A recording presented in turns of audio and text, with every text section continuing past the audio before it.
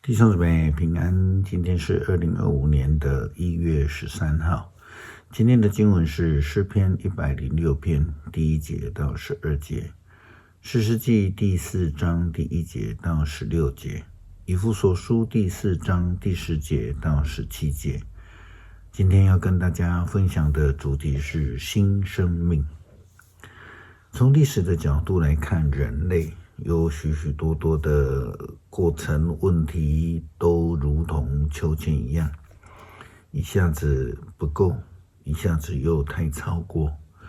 我们称为是历史的秋千。人们总是犯过去曾经犯过的错误，虽然看起来时间已经继续的往前推进，那我们的生命也应该有所改变，可是呢，人类的历史却一再的重演。士师记第4章第1节到16节记载了以色列人的问题，他们一再的回到犯罪的事情上面来得罪上帝。我们看到经文的记载这样说道：以问死后，以色列人民又得罪上帝，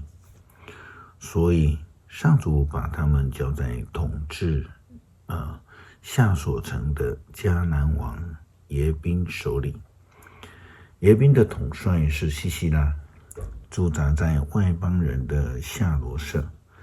耶宾有900辆铁的战车，他残酷暴虐，压制以色列人20年。后来以色列人呼求上主帮助，有一位女先知叫底波拉，她是拉比多的妻子，当时做以色列的士师。在以法莲山区拉玛和伯特利之间有一棵棕树，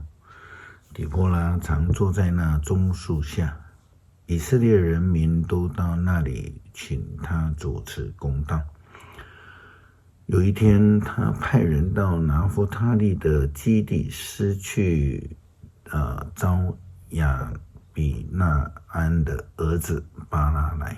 对他说：上主以色列的上帝命令你说，你要从拿弗他利的儿子拿弗他利和西布伦支族当中召集1万人，率领他们到他伯山。我要引耶宾的统帅西西拉率领战车和军队在基顿河向你迎战，但是我要把他交在你的手里。巴拉回答：如果你跟我去，我就去；你不跟我去，我就不去。底波拉说：好吧，我跟你去，可是你打胜了也没有攻击，因为上主把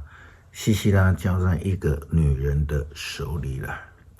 于是底波拉和巴拉一起往基迪斯去出发。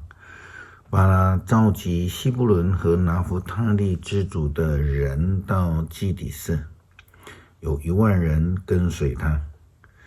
底波拉跟他在一起去。那时候基尼人西百在基底斯附近的萨拿因的橡树旁搭帐篷。他离开了其他的人去基尼人，他们是摩西的内兄何巴的后代。西西拉已知道巴拉已经到他伯山去，就调出900辆铁战车和所有的军队，派他们从外邦人的夏罗舍到基顺河去。底波拉对巴拉说：前进吧，上主在率领你。今天他已经把西西拉交在你的手里了。于是巴拉率领1万人从他伯山下去。巴拉的军队发动攻击的时候，上主使西西拉和其他所有的人铁战车车队就非常的凌乱。西西拉下了车子，徒步逃跑。巴拉追击他们的部队，以及铁战车，一直追到外邦的人夏罗舍，西西拉全军覆没，连一个也没有留下。士师记载了以色列人的悖逆，一而再再而三的远离了上帝，敬拜偶像以及得罪的事情上面重演犯罪，然后不相死亡。我们也看到先知祭司底波拉所呼召帮助以色列的巴拉，但是我们却看到巴拉他真的是一位软弱的领导者，似乎是没有新的生命，没有担当然而我们也看到上帝赐下耶稣基督成为世人的救赎，让那一些凡是愿意相信的人可以反得永生，来高升他们，来使他们得到新的生命。以弗所书第4章第10节到17节的经文这样写道：那降下的就是升上到诸天之上的那一位，他这样做是为了要充满万有，他也是属是恩赐给人的那一位。他指定有些人做使徒，有些人做先知，有些人传福音，有些人做牧师或是教师，目的是为了要准备上帝的子民为他工作。建立教会就是基督的身体。最后，我们将上帝的儿子有一致的信仰和认识，我们将长大成熟，达到基督那完整的境界，这样我们才不至于再像小孩子中了人所编巧妙的诡计，随着各样学风飘来飘去。相反的，我们要以爱心做诚实话，在各方面向基督不断的长进，他就是头，整个身体都依靠他，借着各关节联络，互相配合，彼此连结，这样当各肢体发挥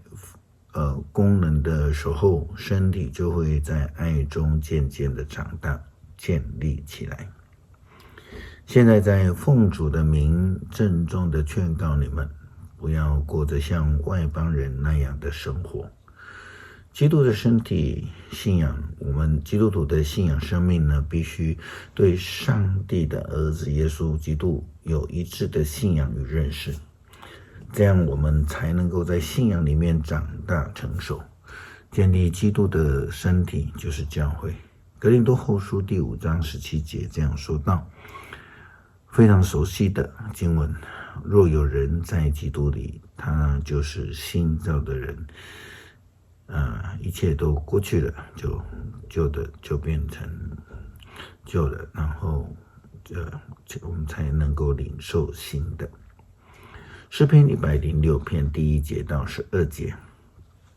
要赞美上主，要感谢上主，因为他至善，他的慈爱永远长存。谁能述说上主所做的大事？谁能尽述颂赞他的话？遵守他命令的人多么有福啊！始终伸张正义的人多么有福啊！上帝啊，你善待你子民的时候，求你记得我，拯救我，求你让我看见你选民的繁盛，让我分享你子民的喜乐，跟属于你的人一同夸耀。我们跟祖宗一样都犯了罪，我们都作孽作恶，